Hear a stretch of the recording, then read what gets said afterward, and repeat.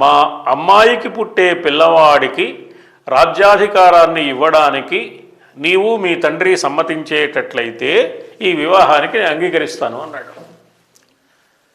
భీష్ముడు అన్నాడు, అలాగే తప్పకుండా నేను మాట ఇస్తున్నాను, నేను రాజ్యాధికారం కోరుకోను, సత్యవతీదేవికి జన్మించే బిడ్డకే రాజ్యాధికారం ఇవ్వడానికి నేను సిద్ధంగా ఉన్నాను, నేను అంగీకరిస్తున్నాను అన్నాడు.